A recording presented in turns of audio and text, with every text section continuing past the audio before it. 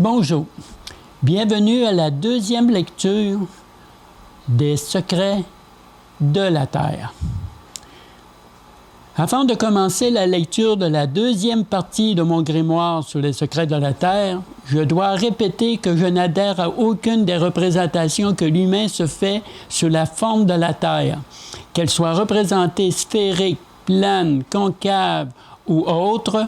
Pour moi, peu importe sa forme, c'est ma zone de création se trouvant à l'endroit où je me trouve présentement qu'on appelle la Terre.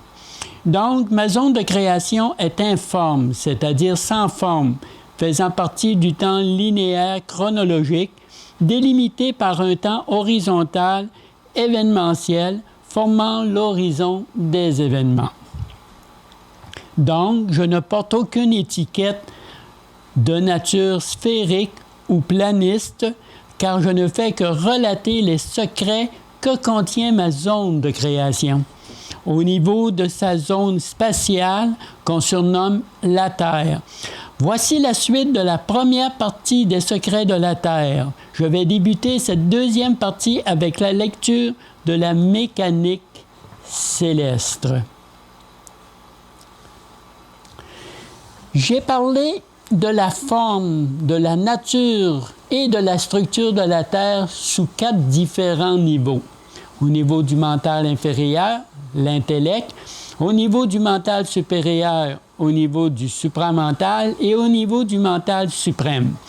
Chaque niveau correspondait au je, c'est-à-dire spatio-temporel, à l'ego, c'est-à-dire du temps spatial, à l'esprit, c'est-à-dire du plan éthérique, et à la conscience, c'est-à-dire du plan cosmique.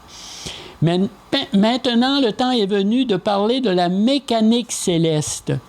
C'est ce que vous pouvez observer lorsque vous levez les yeux vers la voûte céleste durant le jour ou la nuit. Comme pour la Terre, je vais parler de la mécanique céleste à partir des 4 niveaux décrits précédemment. Il ne faut pas oublier que vous ne pouvez pas décrire une mécanique lorsque vous êtes à l'intérieur de cette mécanique. Il faut être à l'extérieur de cette mécanique, ou si vous aimez mieux, il faut être par-dessus ou au-dessus de cette mécanique pour en saisir le fonctionnement.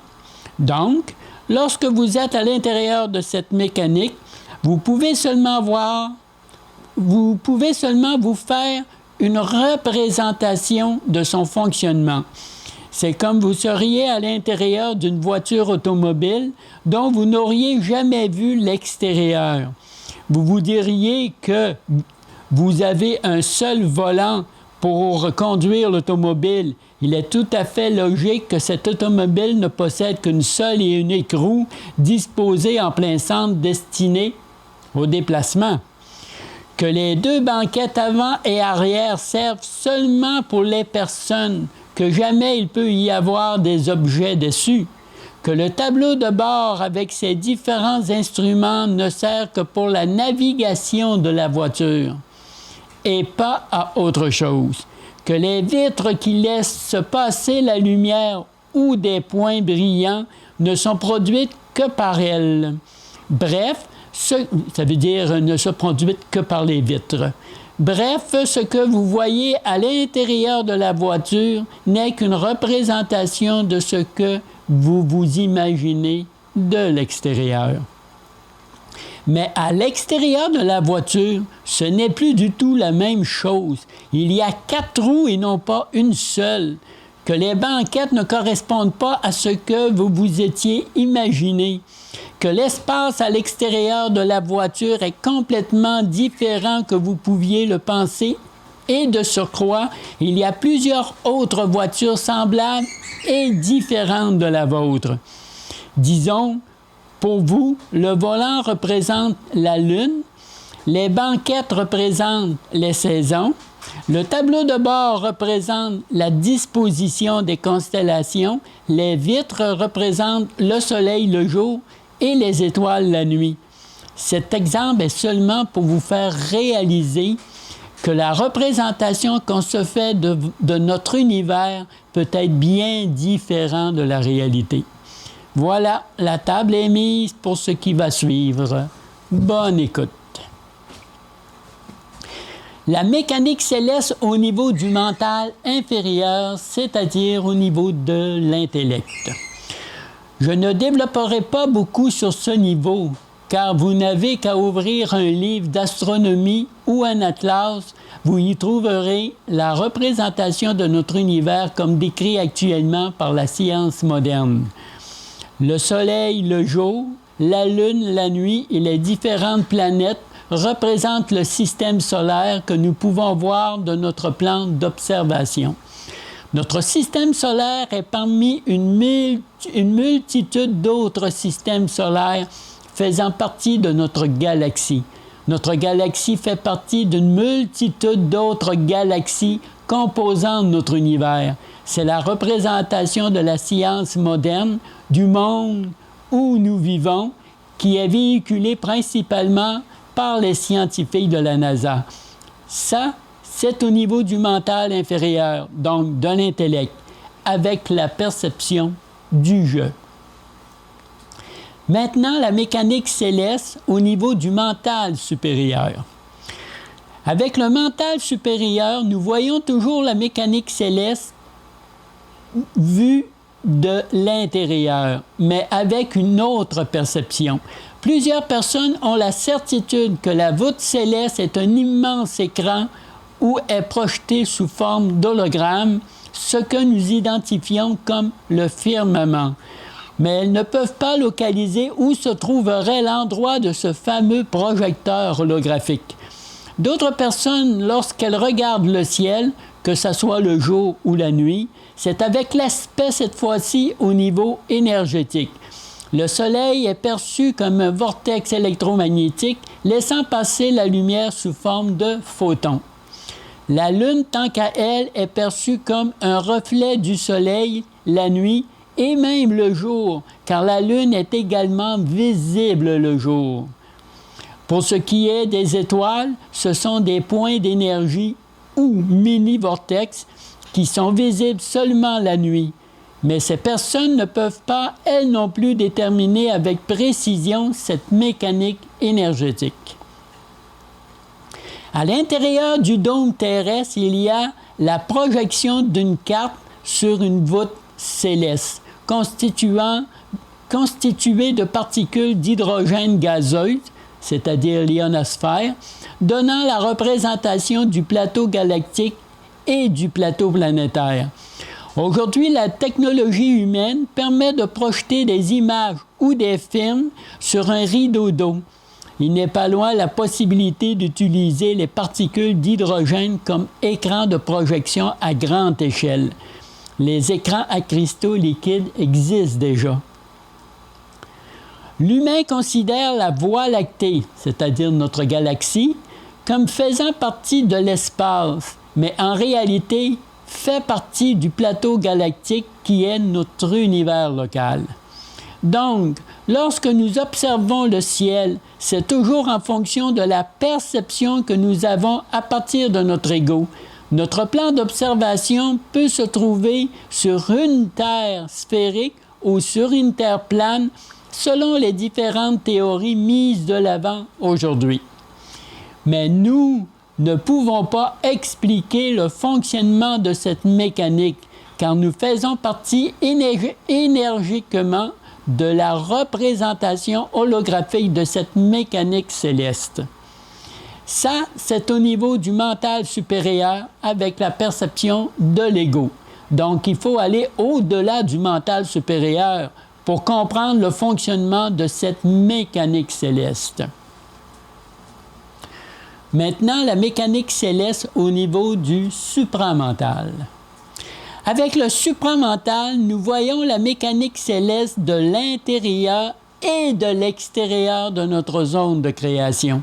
Nous voyons cette mécanique céleste au niveau fractal. Ce qui est en bas à l'intérieur de notre zone de création est la même chose de ce qui est en haut à l'extérieur de notre zone de création. Cela veut dire que lorsque nous regardons la voûte céleste, ce n'est que la représentation du fractal qui est au-dessus de ce plan céleste, mais à une échelle beaucoup plus grande. Par exemple, lorsque vous regardez une photo dans un format très petit, vous ne pouvez pas distinguer tous les petits détails constituant cette photo. Mais lorsque vous faites un agrandissement de cette photo, vous pouvez voir les moindres détails constituant cette photo. C'est la même chose pour le fractal. Plus le fractal est grand, plus les détails sont visibles et plus le fractal est petit, plus les détails sont très peu perceptibles. Nous sommes confrontés à ce problème de fractal à l'intérieur de notre zone de création, quand nous regardons un très petit fractal de notre voûte céleste. À l'extérieur de la voûte céleste, nous pouvons voir une multitude de fractales vers l'infiniment grand, se propageant presque à l'infini. Mais il ne faut pas oublier que nous sommes à l'intérieur d'un univers fini et que nous ne pouvons pas voir la totalité de cet univers car nous faisons partie de cet univers fini. Ça, c'est au niveau du supramental avec la perception de l'esprit. Donc, il faut aller au-delà de cet univers fini pour pouvoir enfin voir et comprendre cette mécanique céleste, en route vers l'infini de l'univers. On se croirait dans Star Trek. La mécanique céleste au niveau du mental suprême. Avec le mental suprême, nous ne voyons pas la mécanique céleste en tant que telle, mais nous percevons qu'elle existe sans pour autant en saisir son fonctionnement. Pourquoi ne voyons-nous pas cette mécanique? C'est tout simplement que cette mécanique céleste n'est faite que d'information. Notre ego humain, par l'entremise de notre bloc neuronique, c'est-à-dire le cerveau, ne peut pas assimiler complètement ce concept en provenance de la conscience. En tout cas, pas pour l'instant. Pourquoi me diriez-vous? C'est tout simplement parce que notre conscience fait partie de l'infini de l'univers et que notre ego fait partie de notre univers fini. Le pont qui peut unir les deux est la perception de notre esprit qui nous montre cette information sous forme de fractal. Avec la technologie actuelle, on peut voir à quoi peut ressembler l'information au niveau fractal qui se propage presque à l'infini. Donc, pour l'instant, le mystère reste entier. Mais attention, je n'ai pas dit que nous ne pouvons pas voir au complet notre zone de création, car notre plan d'observation nous permet de voir seulement à quoi peut ressembler la matrice artificielle. Lorsqu'on parle de la mécanique qui soutient l'ensemble de la création, là, on parle de la matrice originelle. Ces données informationnelles nous proviennent de la source et par le fait même très difficile à assimiler par notre ego humain. Lorsqu'on dit qu'on est des co-créateurs, cela implique quoi exactement? Cela veut dire qu'on est des demi-dieux, en tous les cas à devenir. Comme on est des demi-dieux qui s'ignorent, on est inconsciemment les co-créateurs de cette mécanique céleste sans pour autant en connaître son fonctionnement. Vous me diriez qu'on n'est pas plus avancé que la problématique de la mécanique céleste reste entière. Je ne dirais pas ça. Vous savez maintenant que la mécanique céleste peut être vue sur 4 niveaux différents, que chaque niveau correspond à notre conception de cette mécanique céleste en fonction de notre degré de perception, que l'information que nous captons correspond à la nature et à la structure de cette mécanique céleste, selon l'observation de notre ego. Selon l'absorption de notre ego. Pour finir, cela se pourrait-il que cette mécanique céleste soit l'ensemble des perceptions de tous les niveaux que nous pouvons observer lorsque nous scrutons la voûte céleste. Un jour, probablement, nous pourrons voir à quoi ressemble cette horloge si bien réglée et nous pourrons dire « Eh bien, c'est comme ça que ça fonctionne ». Prenons par exemple la mécanique céleste du Soleil et de la Lune. Au niveau de l'héliocentrisme, le Soleil est au centre de notre système solaire et notre Terre est environ à 150 millions de kilomètres de lui. Pour ce qui est de la Lune, elle est à 384 000 kilomètres environ de la Terre et ne montre qu'une seule surface visible à nos yeux. Mais cette théorie a beaucoup de failles que la logique de nos scientifiques ne veulent pas s'y attarder. Comme par exemple la distance immense entre la Terre et le Soleil. Ce dernier devrait fournir une chaleur suffisante sur toute la superficie de la Terre qui l'illumine le jour, sans contraste de différence de température aussi marquée d'un continent à l'autre. Les vents et les océans ne peuvent pas fournir une explication valable pour ce phénomène, ni par d'autres théories émises par la science d'aujourd'hui. Et que dire de la chaleur presque constante le jour et la nuit? Là encore, il y a une faille que la science ne veut pas aborder. L'effet de serre ne peut pas expliquer la chaleur du côté ensoleillé par le soleil le jour face au froid sidéral permettant à la Terre de conserver cette chaleur durant la nuit. L'effet de serre ne fonctionne que si la température ambiante extérieure est constante, du moins selon la logique. Pour ce qui est de la théorie du géocentrisme, on place le Soleil et la Lune beaucoup plus près de la Terre. Ce n'est pas la Terre qui tourne sur elle-même, mais c'est le Soleil qui se déplace en cercle autour de la Terre. Mais on n'explique pas logiquement pourquoi que la Lune, lors de sa croissance, précède le Soleil et lorsqu'elle décroît, suit le Soleil. Cette observation n'est pas expliquée non plus par l'héliocentrisme de manière satisfaisante. En géocentrisme, on situe le Soleil entre l'ionosphère et la thermosphère. Pour ce qui est de la Lune, on la situe entre la thermosphère et la stratosphère. Pour ce qui est de nous, pour les deux théories, on est situé dans l'atmosphère. Pour l'instant, l'explication fournie par ces deux théories au sujet de cette mécanique céleste reste incomplète. La science actuelle est beaucoup trop cartésienne pour expliquer adéquatement une mécanique céleste qui tire l'origine de son fonctionnement à partir d'une compréhension au niveau de la métaphysique.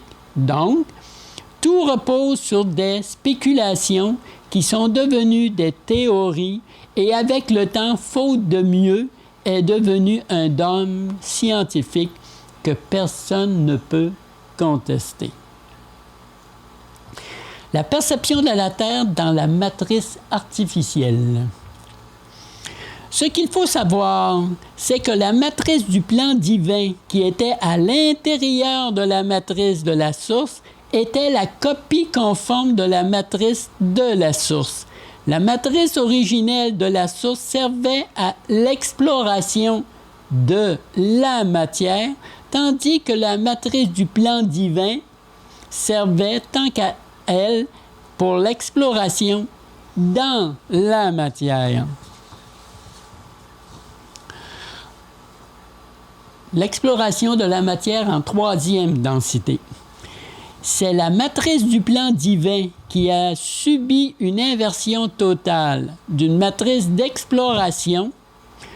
Pour faire l'expérience de la matière, elle est devenue pour l'humain un sujet d'expérience dans la matière. Le bloc psychique a été inversé pour devenir le bloc psychologique avec la création des religions, de la spiritualité et des fausses sciences pour le contrôle de notre zone de création.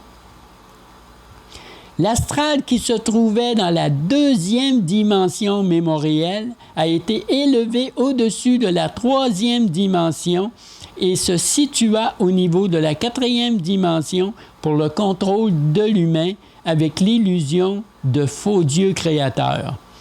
La science d'aujourd'hui, en rapport avec notre zone de création, repose sur des théories qui n'ont aucun fondement logique.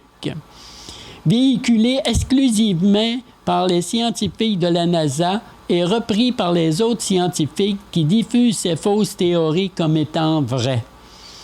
Ça, ce n'est qu'un tout petit aperçu de l'illusion dans laquelle l'humain se trouve présentement. Nous sommes effectivement dans une matrice artificielle à inversion totale dans une zone de création que nous appelons la Terre. Dans cette matrice artificielle, la Terre nous est représentée comme étant sphérique. Les personnes qui se moquent des autres personnes qui ont une conception de la Terre autre que celle de la NASA, qui veut implanter à l'humanité sa représentation de la Terre, ces personnes, si elles parleraient avec d'autres êtres extraterrestres ou extradimensionnels ou extratemporels, non pas avec une vue psychologique, mais bien avec une vue psychique, ces personnes seraient bien surprises. Car la plupart des contacts se font au niveau psychologique et non au niveau psychique. Et ces êtres ne vont pas à l'encontre des croyances profondément ancrées dans la psyché humaine pour ne pas les traumatiser outre mesure.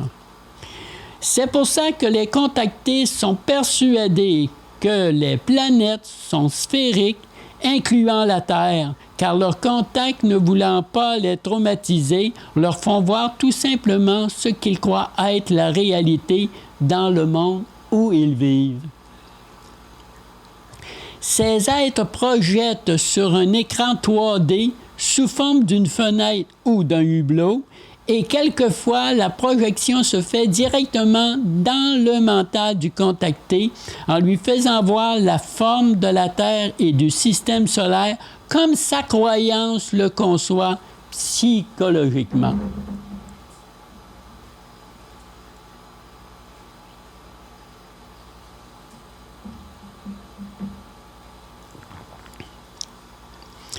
Durant mes voyages en physique, la perception de la Terre en quatrième densité diffère totalement de la perception en troisième densité.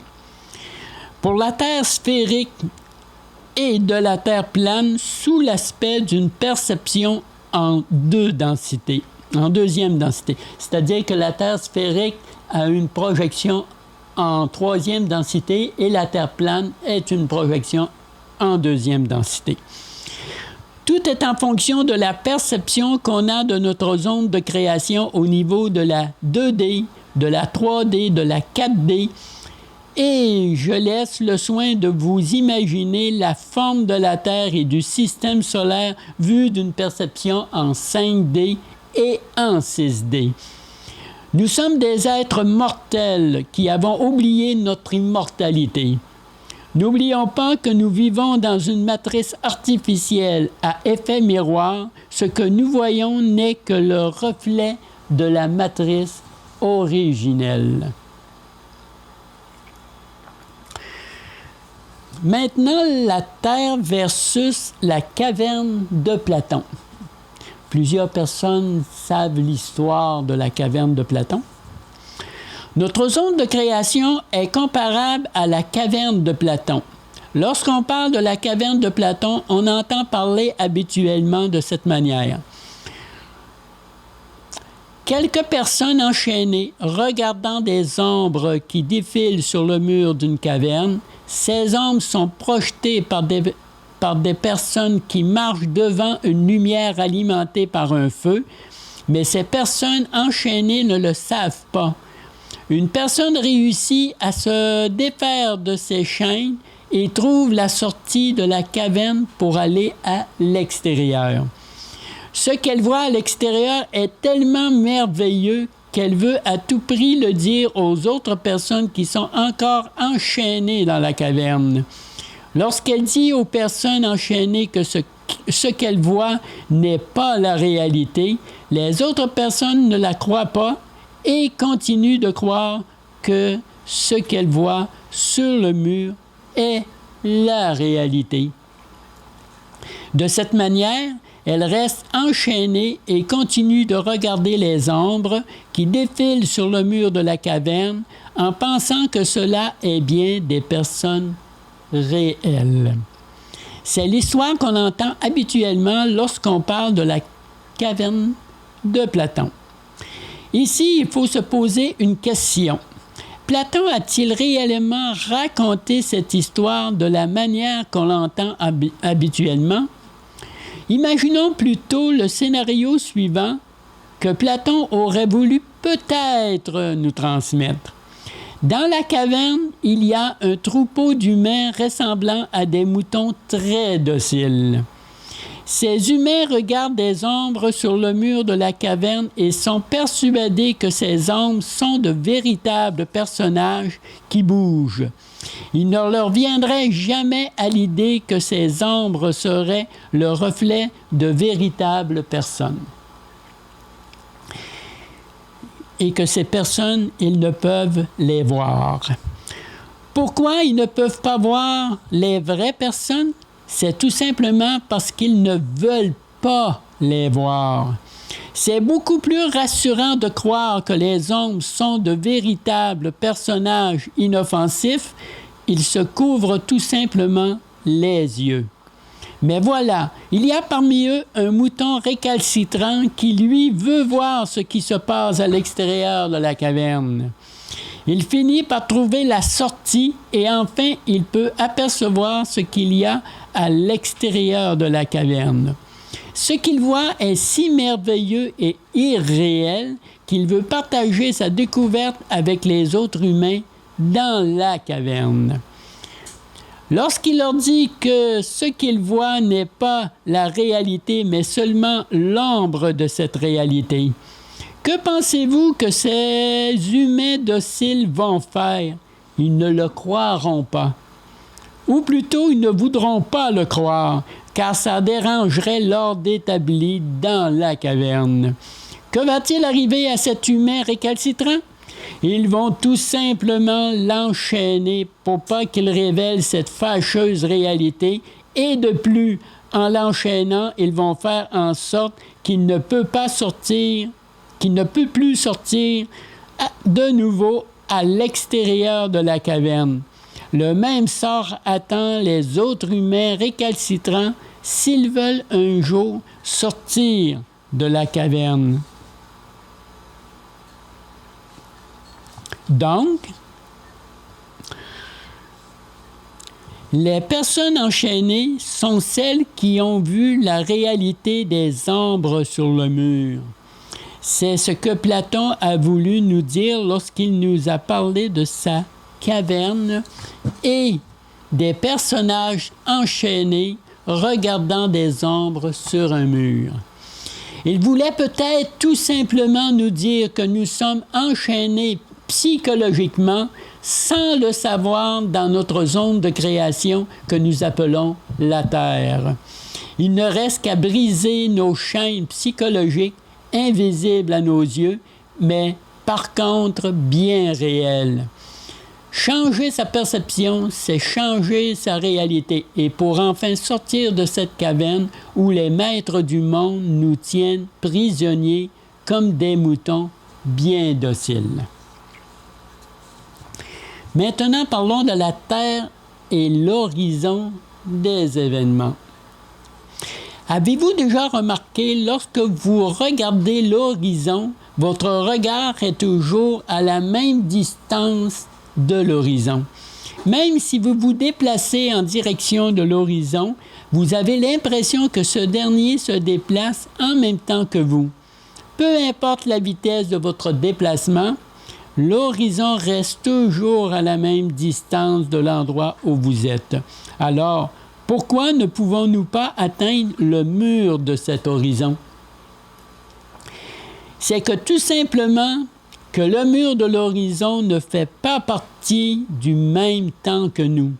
Nous sommes dans le temps linéaire, donc dans le temps chronologique, et le mur de l'horizon fait partie du temps horizontal, donc du temps événementiel. Les deux temps sont imbriqués dans le spatio-temporel, même si le temps horizontal fait partie du temps spatial par sa densité. Le mur de l'horizon que nous percevons est le mur de confinement de notre zone de création, identifié dans la science moderne comme étant le mur de Planck. En quelque sorte, ce mur est l'horizon des événements.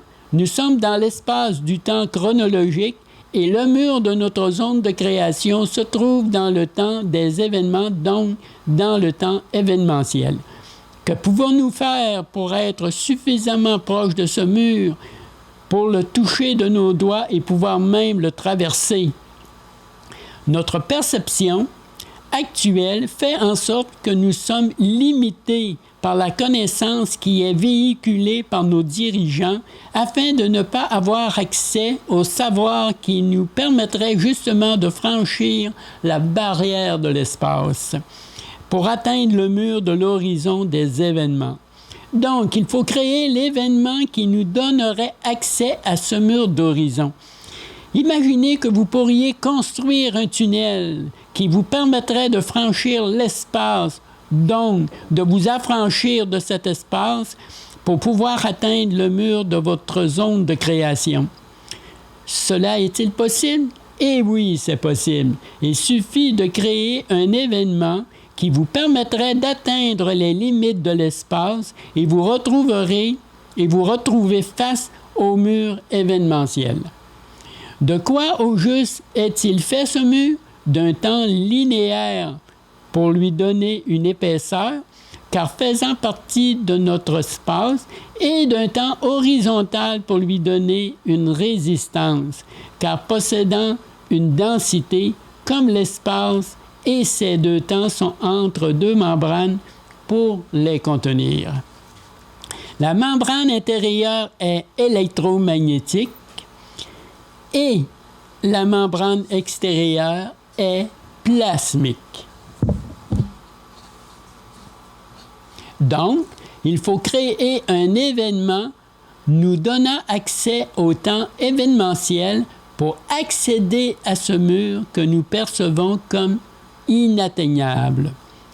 Le moyen pour y arriver est de construire une porte induite de manière à traverser l'espace en ouvrant un vortex temporel nous permettant d'atteindre et même de traverser l'horizon des événements qui entourent notre zone de création.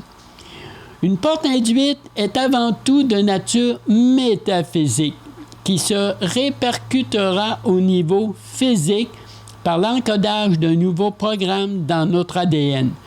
J'ai déjà expliqué comment encoder l'ADN dans mes vidéos précédentes. Voici comment construire une porte induite permettant à la métaphysique de se répercuter dans le physique. Il existe plusieurs portes induites naturelles distribuées sur la surface de notre zone de création, donc sur notre Terre. Mais ces portes induites sont souvent inaccessibles pour plusieurs raisons. À ce sujet, plusieurs personnes savent qu'il est strictement interdit par le commun des mortels, donc c'est-à-dire nous, d'aller au-delà du 60e parallèle sud et également au-delà du 60e parallèle nord. Intriguant, n'est-ce pas? Par contre, peu de personnes savent qu'il est également interdit de s'élever au-dessus de la Terre à une certaine hauteur sans une autorisation spéciale de la NASA. Et si vous avez obtenu par chance cette autorisation, il est strictement interdit de prendre des photos sous peine de représailles très grave. Encore plus bizarre, n'est-ce pas? Cela voudrait dire que nous sommes confinés dans une prison en plein air, ou bien nous sommes considérés comme du bétail humain dans un enclos. Revenons, si vous voulez bien, aux portes induites.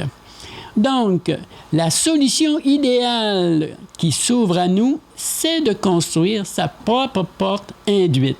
Impossible, me diriez-vous?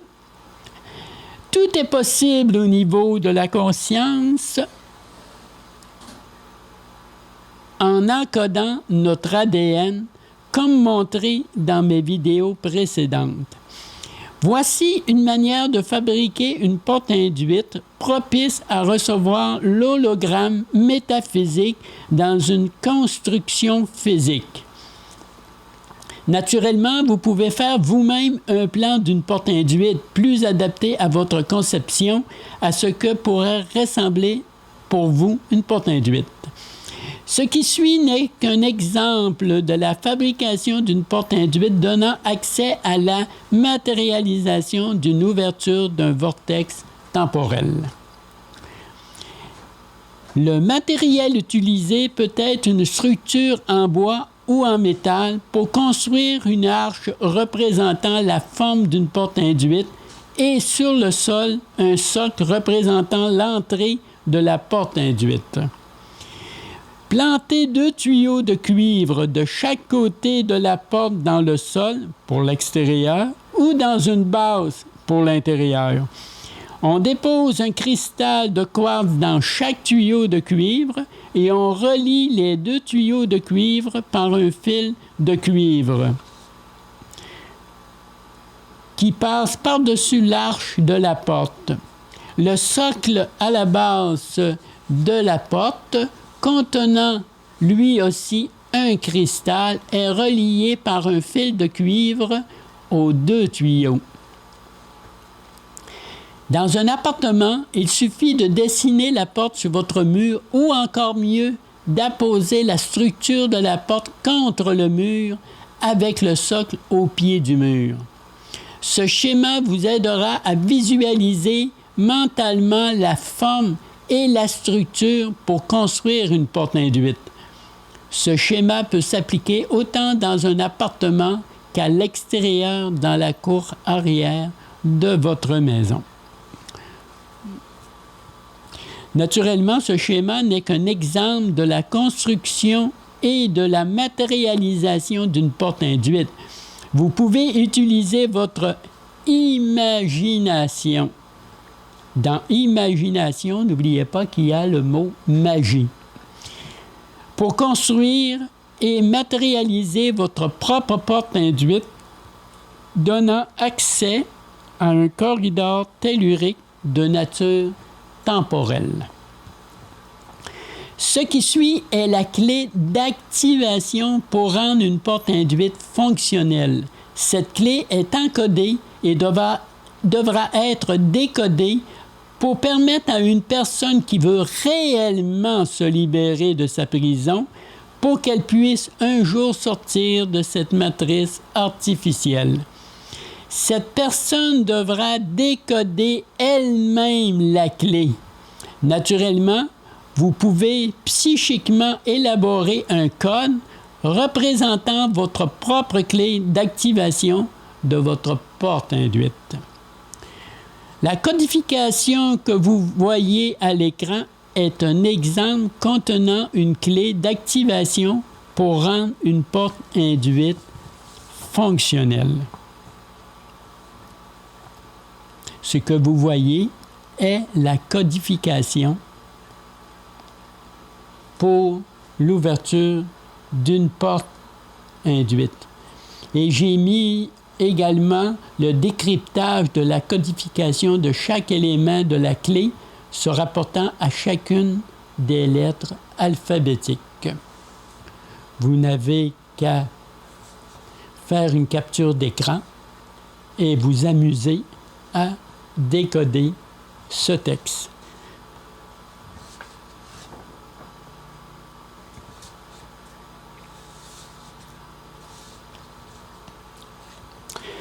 Maintenant, la nature physique et métaphysique d'une porte induite et son utilisation. J'ai parlé d'une porte induite précédemment. Il faut savoir qu'une porte induite a deux natures bien distinctes. La nature physique d'une porte induite est matérielle, donc fait d'atomes qui lui procurent une entrée physique, un corridor plus ou moins long et une sortie métaphysique. Au niveau subatomique, une porte induite est appelée un Merkaba. Le Merkaba possède une entrée métaphysique, un vortex plus ou moins long et une sortie temporelle. Donc, un Merkaba n'est pas un véhicule quelconque pour se déplacer dans un espace presque virtuel, mais un passage utilisant un vortex pour traverser une densité temporelle dans un espace donné. On pourrait dire que là où se termine une porte induite, commence un Merkaba. Ce dernier est la sortie de l'espace et l'entrée dans le temps, et vice-versa naturellement. Ce qui veut dire, pour traverser une porte induite afin d'avoir accès à une autre densité temporelle, il faut traverser également un Merkaba. La partie physique étant la porte induite et la partie métaphysique étant le Merkaba. Les deux sont indissociables. Porte induite pour l'espace et Merkaba pour le temps événementiel.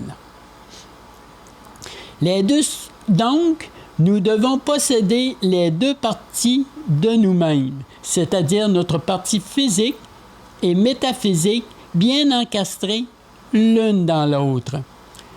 La matière atomique pour le physique et l'espace et la matière électroplasmique pour la métaphysique et le temps.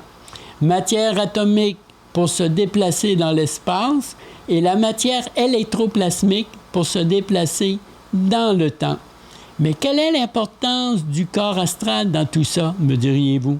C'est le corps astral qui possède la forme mémoire. Pas seulement la mémoire de la forme physique, mais également la mémoire chronologique du corps physique. N'oublions pas que la matière atomique fait partie de l'espace chronologique et doit conserver la chronologie de cet espace. C'est très important lorsqu'on traverse une porte induite de conserver le temps chronologique de l'espace d'où l'on vient lorsqu'on est dans un temps événementiel afin que ce dernier ait la même valeur chronologique de l'espace qu'on a quitté. Imaginez un seul instant que vous traverseriez une porte induite et que le temps chronologique pour vous dans le temps événementiel serait d'1 heure, mais qu'à votre retour dans l'espace chronologique, il serait écoulé 1 siècle. Petit problème au niveau de l'horizon des événements, n'est-ce pas? Vous en conviendrez avec moi qu'1 heure et 1 siècle n'est pas la même chose. Il y a 100 ans qui les séparent. Donc, le corps astral ne sert pas seulement à garder la forme physique, mais sert également à conserver la chronologie du temps spatial où nous évoluons présentement. C'est le même phénomène qui se produit lorsque vous rêvez ou vous faites un voyage astral conscient. Le temps s'écoulant plus rapidement dans l'égrégore astral n'aura pas l'impact au niveau de votre matière atomique ni de votre corps physique, car le corps astral aura conservé la durée chronologique de l'espace où se trouve votre matière atomique. Le contraire serait désastreux pour la vie organisée dans notre monde de 3e densité. Si au réveil, le retour du corps astral se faisait dans un temps autre que celui où sont situés la matière atomique et le corps physique. Donc, récapitulons si vous voulez bien. Pour traverser une porte induite, La matière atomique sert à se déplacer dans l'espace et la matière électroplasmique, tant qu'à elle, sert à se déplacer dans le temps. Pour ce qui est du corps astral, il sert de forme-mémoire autant pour la mémoire de la forme de la matière atomique que du temps chronologique où cette dernière évolue présentement. Mais à quoi peut bien servir le corps physique dans tout ça?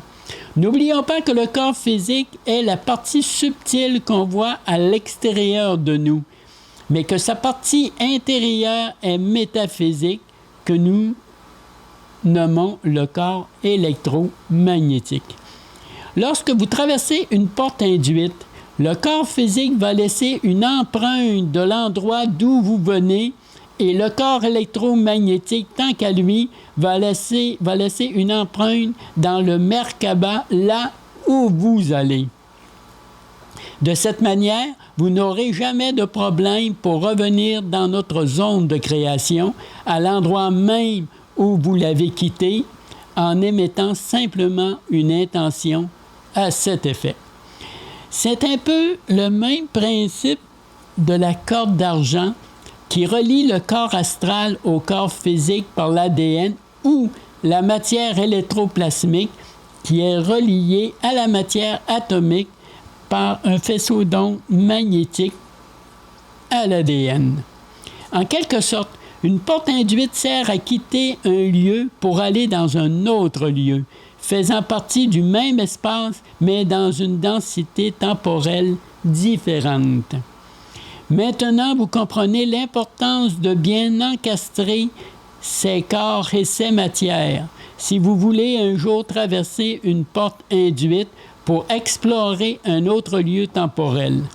Une bonne manière d'encastrer son corps astral dans son corps physique et sa matière électroplasmique dans sa matière atomique est de se tenir debout, les bras en croix, et de faire le geste de déposer sa main sur son thorax en même temps que vous récitez la phrase suivante. J'encastre mon corps astral dans mon corps physique et je verrouille.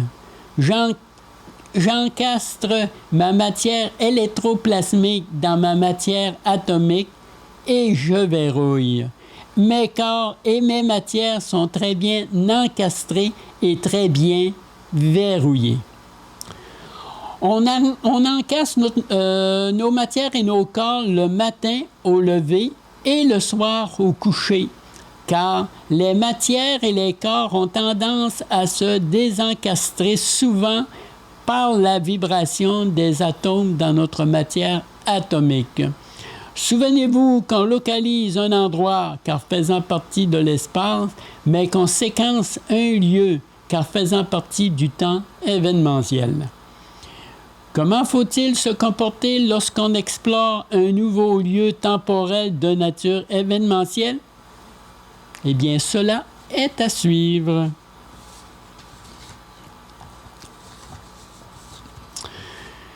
Maintenant, vers un changement de paradigme pour la Terre. Notre zone de création que nous appelons la Terre renferme beaucoup de secrets qu'il reste à découvrir. Nos dirigeants qui sont à la solde des maîtres du monde font tout ce qui est en leur pouvoir pour nous cacher la réalité de notre monde. Cela inclut évidemment les portes induites, dont je viens de parler précédemment. Les maîtres du monde savent très bien la puissance de notre intention, qu'ils transforment en pouvoir dans notre monde et ici même sur Terre. L'astral est un vecteur très important pour canaliser nos émotions afin de créer des égrégores pour leur permettre de nous contrôler comme si nous leur appartenions. Pour ce faire, il utilise les ressources de la Terre aussi bien au niveau métaphysique que physique. C'est notre ignorance des forces qui sont en action qui occulte notre puissance pour pouvoir transformer notre zone de création en un paradis sur Terre. La manipulation de ceux qui sont à la solde des maîtres du monde n'a aucune limite pour nous assujettir à leur bon vouloir. La Terre, qui était conçue au départ pour être une zone d'exploration de la matière, est devenue une zone d'expérience dont les sujets d'expérience sont devenus les humains. Donc, nous sommes des sujets d'expérience. Nous sommes dans une matrice artificielle contenue dans une trame temporelle dont la Terre est devenue notre prison. La cellule dans laquelle chaque humain est enfermé n'a pas de barreaux matériels, mais les barreaux de sa cellule sont de nature psychologique. Il est temps pour nous de briser ces barreaux psychologiques afin de pouvoir s'échapper psychiquement de cette prison. Pour ça, tous les moyens sont bons pour mettre à notre disposition les facultés que nous possédons et qui ont été dissimulées par ceux qui sont devenus nos geôliers. Pour débuter, il faut connaître la vraie nature de notre zone de création et ne plus voir la Terre comme une simple planète qui serait perdue au fin fond de l'univers.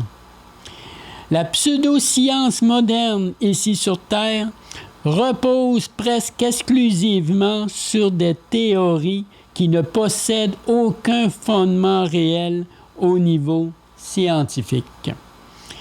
Comme je dis souvent, changer sa perception, c'est changer sa réalité. Et pour ce qui concerne la Terre, c'est de voir cette dernière non plus comme une simple planète parmi tant d'autres, mais comme notre zone de création où là, tout est possible.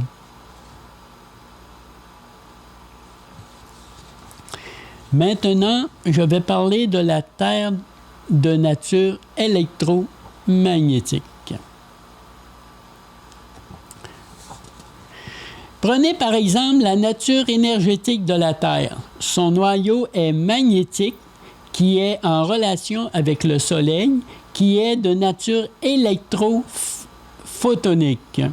Donc, nous évoluons dans une zone de création de nature électromagnétique. Ce noyau situé au centre de la Terre formant un vortex électromagnétique pour une Terre sphérique et un dôme électromagnétique pour une Terre plane circulaire, cela relie les deux théories, du moins au niveau énergétique. Notre Terre est polarisée et la présence de vaisseaux spatiaux extraterrestres, pour la plupart de nature humaine, repose sur une technologie électromagnétique.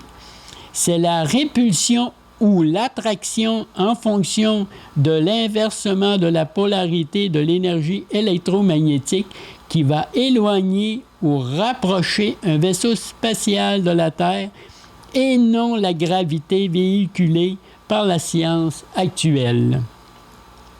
Lorsqu'un vaisseau spatial est en présence d'une voiture, par exemple, c'est l'inversion du champ de polarité qui va arrêter cette dernière de fonctionner. Le phénomène est facilement explicable.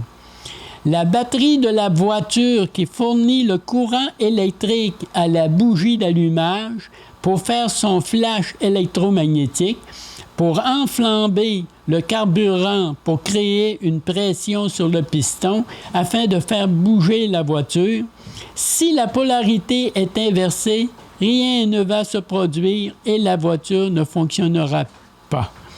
C'est comme si vous inverseriez la polarité d'une pile qui sert au fonctionnement d'une horloge. Elle ne fonctionnera pas car sa polarité aura été inversée. Lorsqu'un vaisseau spatial est en contact avec tout appareil fonctionnant avec un courant électrique, le champ électromagnétique s'en trouve modifié par sa polarité et ainsi ne peut plus fonctionner adéquatement. Cela explique très bien la nature électromagnétique d'un vaisseau spatial que la théorie d'un vaisseau spatial de nature antigravitationnelle ne peut pas vraiment expliquer aussi facilement. Il faut savoir également que la pièce maîtresse d'un vaisseau spatial est un cristal de quartz pur. Le cristal de quartz a la propriété d'avoir une pulsion constante avec une amplitude à très grande échelle de fréquence Hertz. C'est ce cristal qui permet au vaisseau de polariser sa paroi en fonction de son déplacement afin d'être attractif ou répulsif face à la Terre. Naturellement, il ne faut pas confondre un vaisseau spatial la plupart du temps de fabrication humaine avec un vaisseau temporel de nature événementielle appartenant à des êtres d'une autre densité temporelle de notre zone de création. Nous sommes au centre de l'évolution humaine. Il y a ceux qui ont besoin de se déplacer avec des vaisseaux spatiaux ou temporels. Il y a nous qui se déplaçons en voiture ou en avion. Il y a ceux au-dessus de nous qui se déplacent en changeant simplement le décor de l'espace qui les entoure. Qui sait, ces êtres sont peut-être nous dans le futur. Pour bien vous faire saisir ce type d'évolution, prenons l'exemple suivant. Le chat a besoin de 4 pattes pour se déplacer. Le chimpanzé n'a besoin que de 2 pattes pour se déplacer et les oiseaux, tant qu'à eux, n'ont pas besoin de pattes pour se déplacer. Ce que je veux dire, notre moyen de déplacement n'est qu'un support à notre mobilité plus ou moins grande dans notre zone de création. Qu'il soit au niveau de vaisseaux spatiaux ou temporels, au niveau de voitures ou d'avions, ou bien au niveau de la téléportation pour certains ou de changement de décor pour d'autres, ce n'est que des moyens de déplacement qui sont mis à notre disposition. Prenons celui qui nous convient le mieux. Cela me fait rappeler, lors d'une sortie en physique, après avoir posé une question, la réponse qui m'avait été donnée par cet être-là, à ce que je vois, tu n'as pas encore reçu ton brevet d'intelligence naturelle. Cet être doit avoir confondu diplôme avec brevet, ou non. Ça vous donne une petite idée comment l'humain est perçu hors de sa zone de création. Lorsqu'on voyage en physique, ce n'est pas la même chose que lorsqu'on voyage au niveau astral. Là, on a affaire en physique à des êtres et non pas avec des densités, on a affaire à des êtres et non pas à des entités au niveau astral. Malheureusement, les contacts se font souvent au niveau d'entités qui prennent la forme d'extraterrestres, mais qui sont en réalité au niveau astral. Donc, peu importe la perception que vous avez de la Terre, qu'elle soit représentée sur votre écran aurique comme zone de création ou sous une forme constituant votre univers local, ou sous l'aspect d'un fractal s'étendant presque à l'infini, ou bien simplement comme substance d'information, la Terre renfermera toujours bien des secrets. Il ne reste qu'à vous de choisir la représentation qui vous convient le mieux selon l'aspect psychologique ou psychique que vous vous imaginez de la forme, de la nature et de la structure de la Terre. Voilà. Ceci termine le volet des secrets de la Terre de mon grimoire. J'espère que vous avez apprécié cette petite incursion dans notre zone de création. N'oublions pas que nous vivons dans une matrice artificielle à effet miroir avec une inversion totale. Ce que nous voyons n'est que le reflet de la matrice originelle. Nous sommes des êtres mortels qui avons oublié notre immortalité. Tout est contenu dans notre zone de création, la dimension de notre univers local, la superficie de notre espace et la perception de notre monde. Tout cela est inclus dans notre zone de création. Dans le prochain volet de mon grimoire, il sera question des secrets de l'eau. Là encore, bien des surprises vous attendent. J'espère que vous serez au rendez-vous. Donc, à la prochaine lecture de mon grimoire. À bientôt.